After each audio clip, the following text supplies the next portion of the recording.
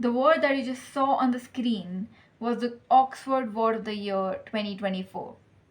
You can look at the Google definition, but let me just explain this to you in simpler and practical terminologies.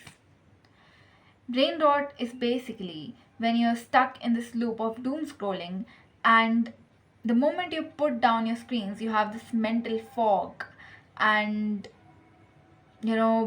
blankness. That is brain rot. Now, brain rot is a very vast topic.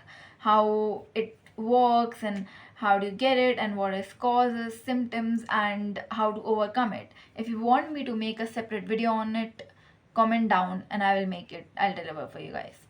But one of the symptoms of brain rot is shortened attention span.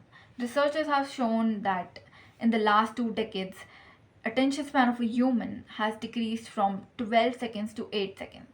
Can you believe that a goldfish has a higher attention span than us? That is 9 seconds.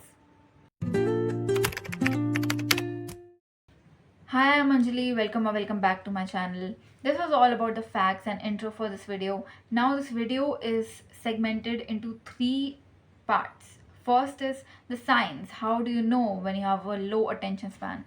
Second is the 7-step process that you can use to fix your attention span for once and for all. Third is a pro tip that will increase the efficiency of how the 7 steps work. So let's dive into this video. And the first, so what are the signs of a shortened attention span? First is you are easily distracted. You can't focus for a long period of time. When you sit to study or work, you just you're just not able to. And while you're distracted by your notifications, by your phone, or by let me just check my WhatsApp, or let me just check my Instagram. Second is your brain starts to crave for instant gratification. Now, what is the difference between instant gratification and delayed gratification?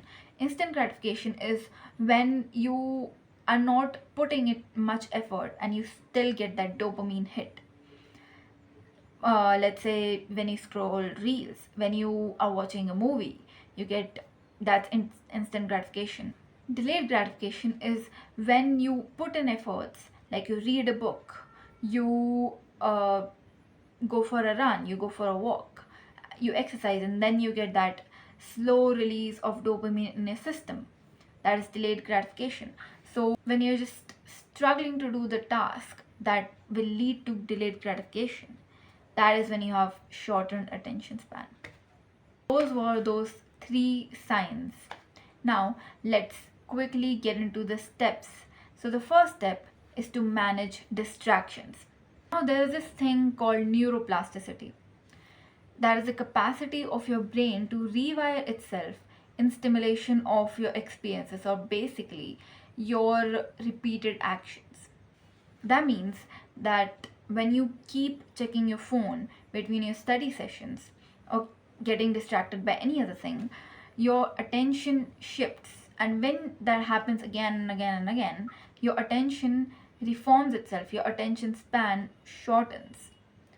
So, the good news is that neuroplasticity can help you in rewiring your attention span too.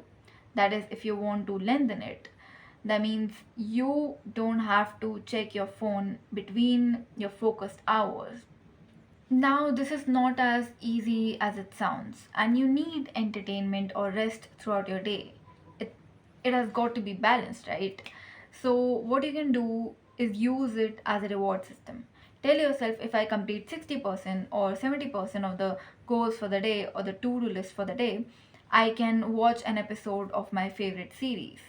I can go on Instagram and scroll for like 15 minutes. But while working, keep your notifications mute, or best thing, keep your phone in another room. Step 2 is to avoid multitasking. When you multitask, your brain keeps juggling between the 2 tasks, and there is this thing called attention residue, which means that when you move to the next task, a little portion of your attention keeps lingering on the previous task, and that hinders your ability to focus on the new task. So do one thing at a time. Instead of multitasking, you can try batching of tasks. That is, for example, you can reply to all messages and emails in one sitting rather than opening your phone every now and then. Step 3 is to meditate. Now, I'm not telling you to meditate 30 minutes a day.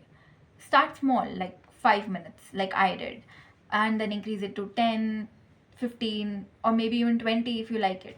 You'll notice how your focus improves over time, how you have the mental clarity, and if you're in overthinking, I am telling you, I'm giving you a guarantee that it will truly help you. Even in anxiety, in your overthinking, in stress, if you can't sit silent for a meditation, you can put on calm music or you can put on a guided meditation for that matter. And if you still think that you can't do meditation, you can do something that puts you into a meditative state. Like for some people that could be dancing, for some people that could be gardening, something that calms your mind and puts your attention into one single thing. Step 4 is spend time in nature. According to American Psychological Association, spending time in nature can improve attention span by reducing mental fatigue and creating a sense of soft fascination.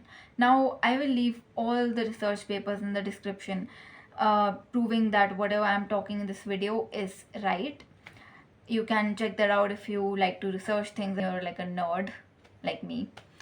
And yeah, so coming back to the point, leave your phone at home and go out for a walk or a run in nature. That will even rejoice you, improve your mood, and yes, improve your attention span too.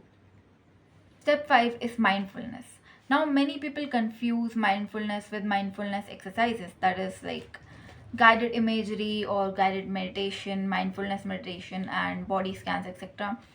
But now I'm talking about mindfulness as a lifestyle concept. It means to being in the moment, and also when you are focusing on one task, do not entertain any other thoughts. Now I know thoughts will come into your mind, but the more you push them away, the more the times you push them away, you will feel less thoughts interrupting you while you are studying or working. Now, one thing that I used to do is whenever I used to have other thoughts while studying, I just gave them a particular time in the day, for example, at night, that I would think about them then.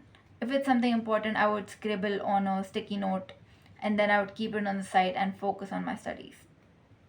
If you think that might help you, you can use that.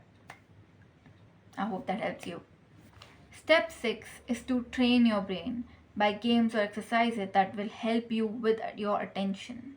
Now, these can be Sudoku, chess, Rubik's Cube, and puzzle sets for that matter. And also, reading and listening to podcasts can help you increase your attention span too.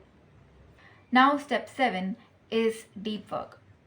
Practicing deep work is basically, focusing your attention to one task without any distractions in your way. And this will push your cognitive abilities to their limits. That's what we need. At first, set a timer for 30 minutes or 1 hour. Generally speaking, even that will be difficult for you if you're watching this video. Of course, your attention span is low.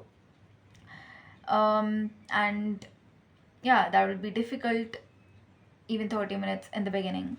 But you need to understand that this will take time and you need to persist through it, and then you can increase your deep work time to even few hours in a day. By the way, this is a concept from a book, Deep Work by Cal Newport, which is one of my favorite self-help books. You can even start reading this book as a move to increase your attention span.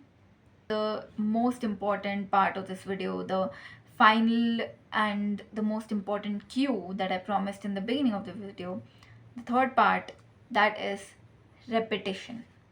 Basically, you'll need to repeat all these steps to fix your attention span for once and for all, and I know you can do it. That is all for this video.